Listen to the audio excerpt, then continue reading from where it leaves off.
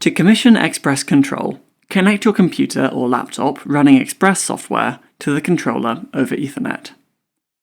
If you're new to networking, we'd recommend you start with our Network Fundamentals video, which will provide useful background information and explanations of the terminology and concepts covered here, including connecting via DHCP or via a link local address, and using a static IP address. The controller ships with DHCP enabled as a factory default setting.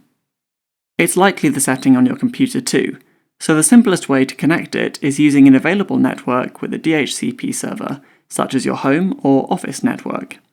Connect both your computer and the controller to the network and ensure they're both switched on. Then open Express software. The software checks for available network ports when it's opened, so if you're having difficulties connecting, it's always worth closing and restarting the desktop app. When starting a project, you should see the controller. Don't worry if the controller isn't visible or if there isn't a DHCP server available. There are alternative steps we can take. The next option is to try a different connection from your computer to the controller, without making any other changes. This is a useful backup and troubleshooting option, worth keeping in mind. Use one network cable to connect directly from the computer to the controller. You'll have to use a 9 to 48 volt DC supply to power the controller.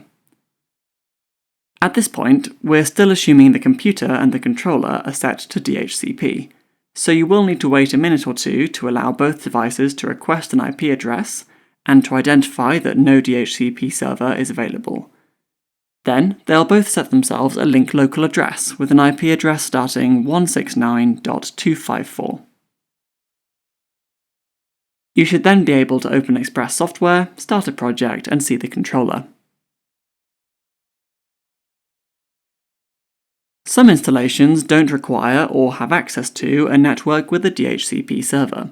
In these cases, you should set a static IP address. First, define the IP addresses and subnet to use. This might be dictated by other devices on the network. If you're free to pick an address, make sure you use a valid private IP address, such as this. The steps required to select the correct network port and set a fixed IP address on your computer will depend on your operating system, but it's simple to search online for instructions. Once you're ready, connect the powered controller via a network switch or a direct cable. Open the Express software and start a project to find the controller, and you'll be able to adjust the network settings and set a static IP address.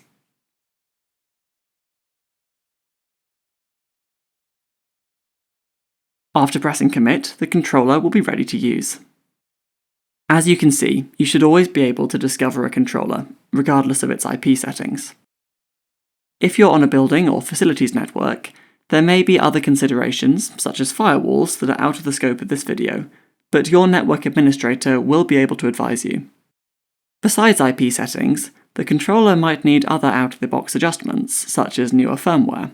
We'll cover that in another explainer video.